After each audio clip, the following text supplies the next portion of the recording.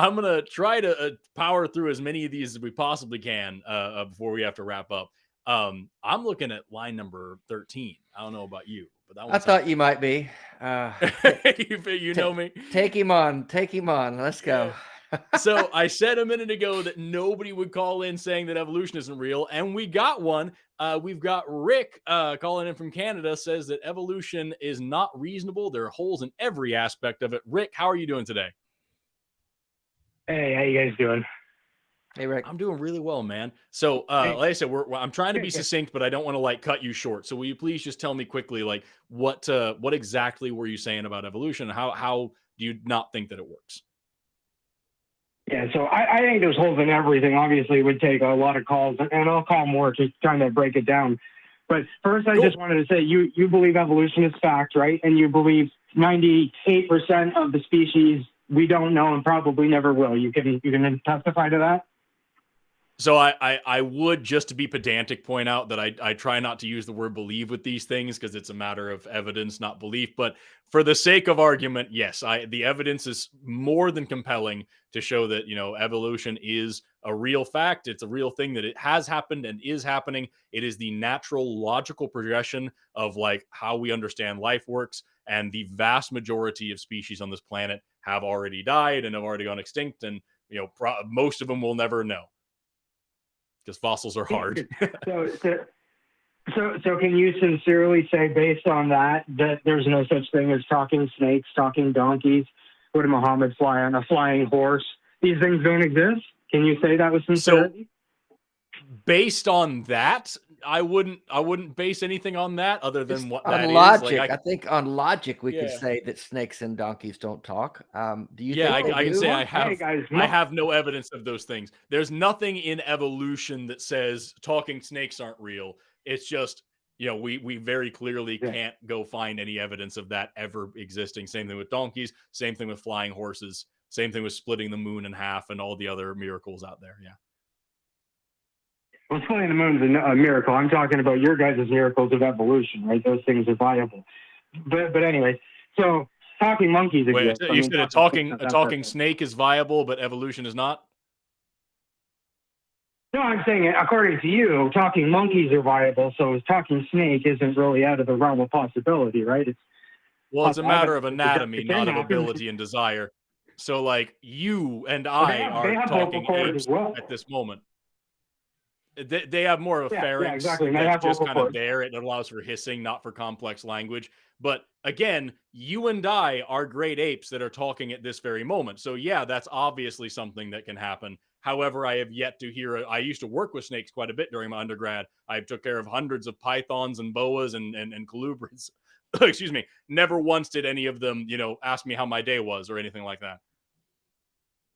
Okay, yeah, fair enough. I just wanted to get that out of the way. And then I want to get to Neanderthals, but while we're on the snakes, don't you find it ironic that the only actual residual proof that we have of evolution lays in the snake, and it's the one creature God predicted didn't have legs in the Bible? Everything else is speculation, but the snake actually has legs. We can actually observe, and we can see a reverse genetic coding with their limbs. And God, that's the only creature God actually said, you're not going to have legs anymore. Don't you find that compelling? So really quick, just one thing. I am going to answer that. I'm not going to No. dodge that question, but I just want to really answer. Like, did you say that the snake is the only evidence of evolution? Is based on the fact that it still has little leg bones and genetic leftovers? No, I'm saying of residual limbs, of actual viable, provable. There's lots of other things that you guys connect to it, but those legs are undeniable. They're there, right? Those are Yeah, so residual limbs, in 100%. pythons especially have little hips and little leg bones, little femur bones that are left over from their evolutionary history. That's called a vestigial structure. And there are also, genetic vestiges as well, but they're nowhere near the only ones that have that. You have several vestigial structures on your body at this moment, as well as other animals. For example, whales also have little pelvises and leg bones, just like pythons do, and they don't do anything, though they're maybe exaptations. There's some evidence for that, but like those are also leftovers from evolution. So have you ever seen a whale breed before? Do you know that they use those to latch on because of their weight and their size? Those are very, very I just said useful that. to them. I'm sorry, you may not be familiar with the jargon. That might be my fault, but I just said that may be an exaptation. But also, an exaptation means something that it is a vestigial structure, something that used to be one thing that now, like through evolution, has kind of decayed into a little shadow of its former self, but now is used for a different purpose. It's new purpose, its new usage is different than what it originally evolved for. That's an exaptation. And yes, there is pretty good evidence now that for some whale species, the pelvises are muscle attachments for their penises. However, that's not to say that isn't true of anything else. For example, you brought up snakes. Snakes, especially like in ball pythons and Burmese pythons, they have great big spurs right there by their cloacas. The males do. Those are vestigial structures left over from their femur bones, and now they are exaptations. They are also used in breeding to stimulate the female. So, like, again, you're not saying anything novel here. You're just pointing to two disparate different, examples and saying they don't make sense when they're actually the same thing. But we can actually see that snakes have. We can actually see them in some of them as well as fossils. We have fossils of so-called whale transitions, but none of them are they're actually just species. It's like Matt always says, what does that prove? It just proves everything is a species. It proves it's a species. Exactly. It doesn't show one leg growing, one leg. It's just a different species. That's all it is. But snakes are the only ones that actually have something that we can't deny. So if what you're saying is all we can say is that these animals existed, we can't say that they're actually whales. There's two things that I would say about that. Number one is, are you familiar at all with Steno's law of superpositioning? No. Yes? No, I'm not. I haven't heard that. Okay, No, so Steno's law of superpositioning is this thing back in the 1700s, I want to say. No, I'm sorry. It was late 1600s, early 1700s. There's a guy named Nicolaus Steno, and he pointed out that the tongue stones that we were finding were actually ancient teeth from sharks that no longer existed. Tongue stones were megalodon teeth, and this was the beginning of our understanding of what a fossil was. And Steno was also like a very, very, very early geologist, hundreds of years before the field of geology was actually established.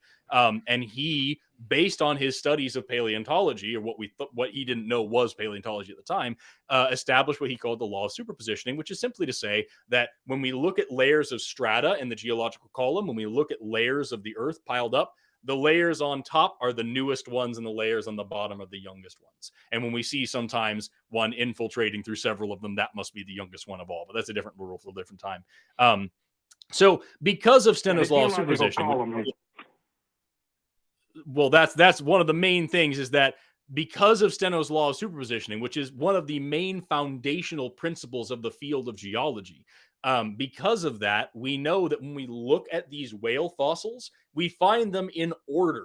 And the deeper down we go, the less these things look like whales and the more they look like funky little wolves, right?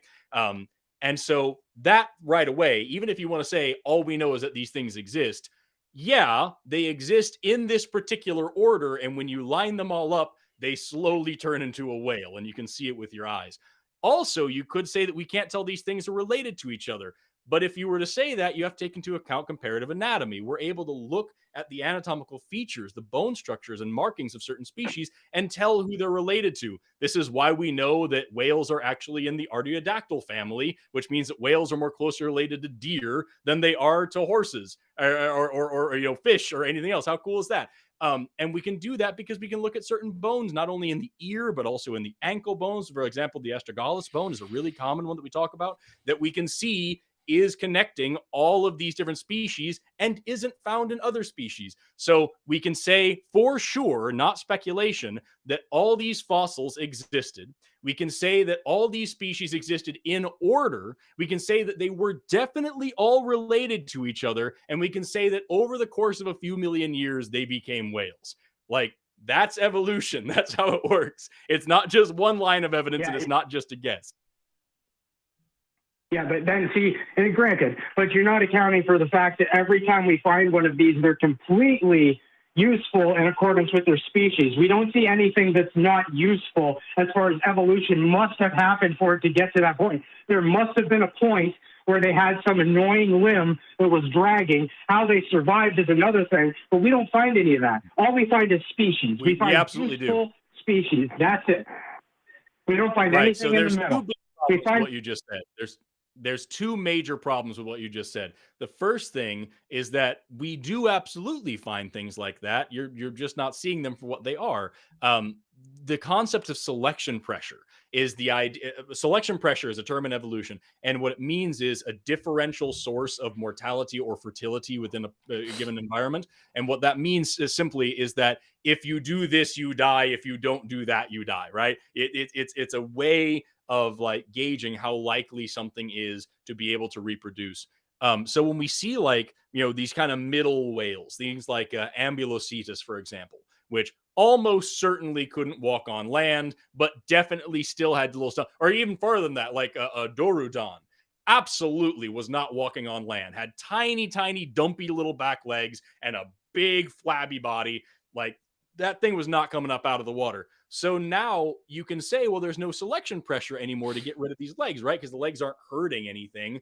But remember, it's all about energy conservation. It's all about using energy to survive. So the whales that didn't invest energy into growing useless legs had that energy to do other things. And this goes into something called the expensive tissue hypothesis, which is the whole idea that, structures in your body cost energy to build. And so if you use that energy for other stuff, then you have those other things. And so like that's the whole thing. So it's not that these guys had to have some big problem of dragging these useless legs around.